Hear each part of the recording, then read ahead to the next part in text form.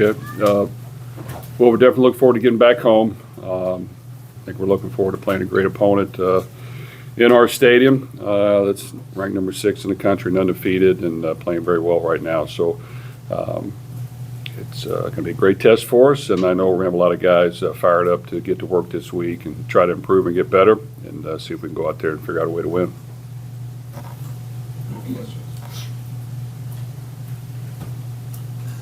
Yeah, you played him down there last year and beat him, but he's really transformed the roster. When you watch them, how much different are they this year, especially with Ward at quarterback?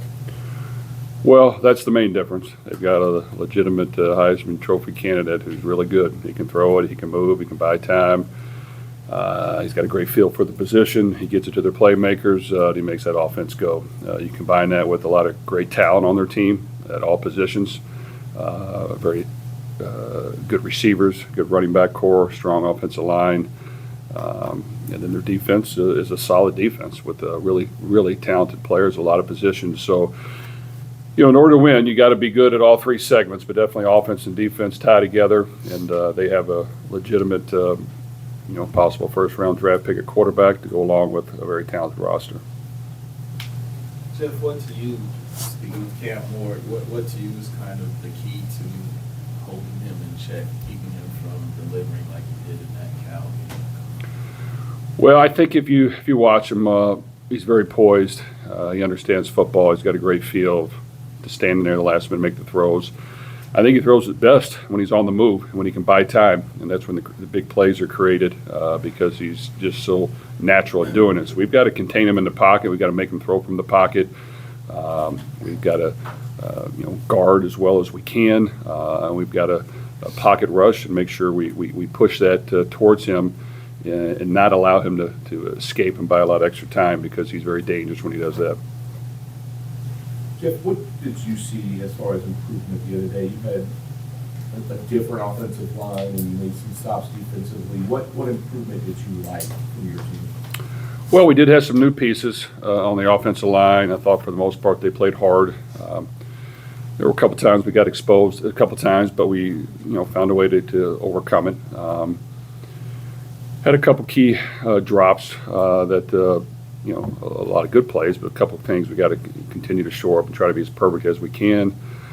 I think on defense we got better at some things we need to get better at. Is there still ways to go? Yes, but we got better, and we've got to continue to push the envelope there and get as sharp and as crisp as we can, and make sure that we're making the offense beat us one-on-one, and we're not having miscommunication or misalignments or people thinking one thing and playing something else. Everything has to be on the same page, so we've got to continue to get that as sharp as we can.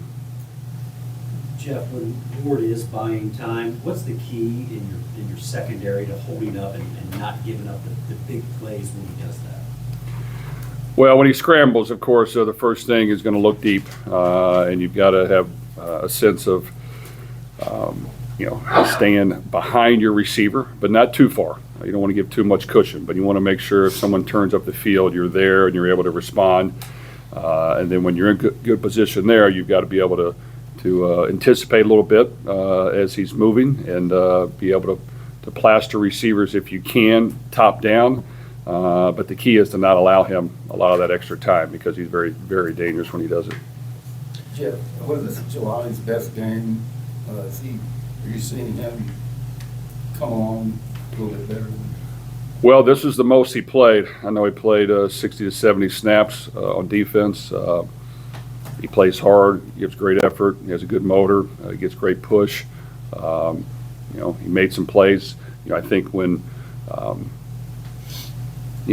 if we can ever get a lead and make the offense do a few things they don't want to, that's when we will find a way to make more plays on that side of the ball. But I think he's done a great job doing his part. He's got to continue to work hard at it. We got to be really good around him, and we got to cover as well as we can to allow those guys just a little extra time to get in there to get those sacks and those tackles for loss. And then we've got to just continue to keep our rush lanes as much as we can and not rush past the quarterback and be very conscious of what the quarterback is doing. Is he stepping up? Is he trying to escape outside as we're trying to, to get to him? Jeff, having Ryan English come down from the box down to the sideline appears to have made a big jump forward in terms of the defensive efficiency, but what exactly in terms of the communication part was fixed with the line? Did you continue using the comms? Did you go back to using some of the old way you used to do it? Or was it a mix of both? How exactly did the communication get improved with English coming down there? Well, we worked hard all last week, specifically to make sure that we had answers for everything that can come up. So getting the call in quick is important. Getting it in and getting it all communicated to all the right people as fast as we can is important. So the timing of that is critical. I think being on the sideline and having a feel, is this team huddling, or are there a lot of scrimmages? Look like they're going to snap the ball, and trying to get things in as fast as we can, and then adjusting from there was very important. I thought the ability to see that and have a feel for that on the field was better than being upstairs. I think having a general pulse of the defense and what they need to hear and what emotions need to be displayed, being on the field, you can have a better feel there. So I thought that was beneficial. There's still some things we got to get better at, but for the most part, I think we're moving in the right direction. We will be tested this week in all aspects of that, but we have to work hard at this week because we got to improve at it. Coach, you guys are going to be playing again for the Schnellenberger Trophy. Obviously, Coach meant a lot to both these programs, but specifically for you, what's that trophy mean for you? Well, I think everyone knows Coach Schnellenberger played a great role in my career, and he played a great role in building this program. So we're all thankful for that. Him and Beverly are huge Louisville supporters, and I know Beverly, still texts me every now and then, and we keep in contact. So, Coach knew how to build a championship team, and he knew how to overcome adversity, and he knew how to hang in there when the going got tough, and he never gave in, and he never displayed a lack of hope. There was always optimism in his voice, and he knew that he could get it done, and he's proved it at every level. And that doesn't mean it always went smooth, but he knew how to hang in there and display the confidence throughout the team and the city that it's going to get done. So that's what you learn from him. A lot of great lessons. He was at both programs, did a great job. Took Miami to President Heights too. So I know they're thankful for what he did. So this will be a great game, and for us, it's a great measuring stick to see where we're at. I like the fact that we played last week. We got a chance to find ways to get better. And we got a chance to see some other key areas that we need to continue to work hard to get better at. And we will be playing against a great opponent this week, and we will see exactly how we stack up and what more we need to do in order to improve. Going off of that, Jeff, when you have two top 10 teams over the next 3 weeks, how important was that urgency of getting some of those things shored up a little bit? Well, every week's important, and without question, we knew what the schedule was before the season, and I think a lot of the teams on that schedule that even others didn't think would be at this level have all played well. So we've got a very challenging run of teams. To be quite honest with you, that's how college football works. We're fine with it. We're great with it. We understand it. And every week is going to be a battle, and it starts this week. And all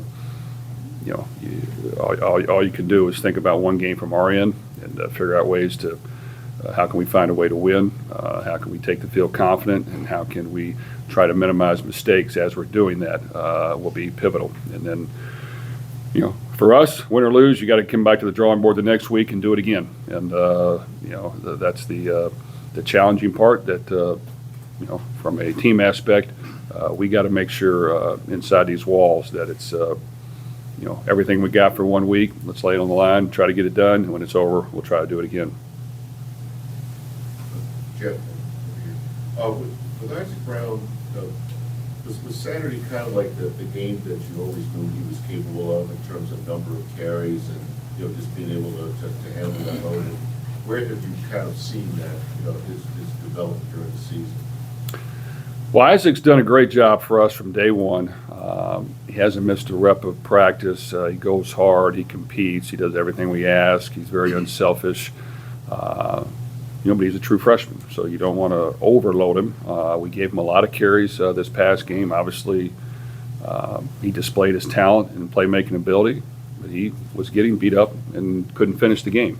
So, you got to make sure that you're aware of how much someone can handle, and you got to make sure that all personnel at every position are able to go and able to contribute, and you've got to be very calculated in making sure that it's not all out for one game and not conscious of making sure we keep guys as healthy as we can. But with that said, he needs to touch the ball a lot, and we need to utilize his skills, and we need to make sure that that happens as much as we can get it to happen.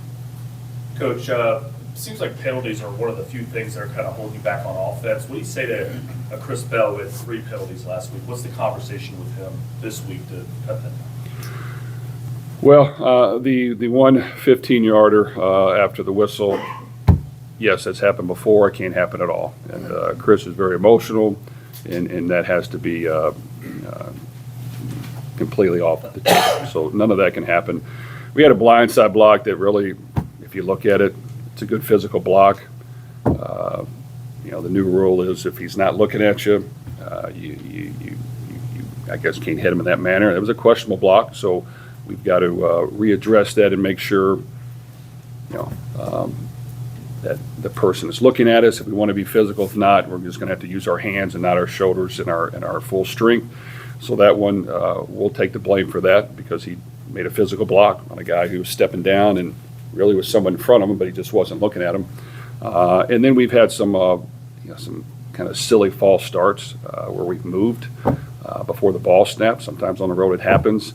We've had some costly false starts and holdings at the offensive line, which will occasionally happen, but you got to try to minimize it. I think in general we've been one of the least frequent or minimized penalty teams around, but we got to be better at it. I just think anytime you have those mistakes, yes, we need to clean them up as much as we can. We had, I think, 2 personal foul calls that went against us, which were correct calls, and we can't do it. So we can't have any of those. 0 of those. It has to be between the whistles, legal. I think we all understand that, and we can't allow our emotions to overcome that no matter what the score is, so we've got to talk about it and make sure it doesn't happen. Last 2. Coach Jamari Johnson, obviously the tight ends seemed like they got a little bit more involved as things got a little bit more important late in the game. Jamari with a couple big catches. Can you talk about how he's continuing to progress and the importance he's going to play in this offense? Well, he has a lot of potential and a lot of talent. We like what he's done. Those positions are very important to us. As we analyze ways to give him the ball, we've been better when we've designed ways to get them open than when they've had to get open on their own with a normal play, and that's just the facts. And that's so we've got to be conscious of making sure that we continue to find more ways to have some misdirection and play action to allow them some space to get open instead of allowing defenders to get their hands on them in some drop back pass situations. So that's all planning that we have to do. The catches they had last week were designed to kind of help get them open. It did, and they did a really good job. So we got to continue to build on that and make sure that the tight ends get their touches. Maurice Turner, was he expected to be back this week? And if not, what's his timetable for return? We're going to try to get him back on the practice field this week, and we'll see where it's at. I'm not. I couldn't tell you at this point. We'll have to see where that's at. He hasn't practiced yet to this date. All right, Coach.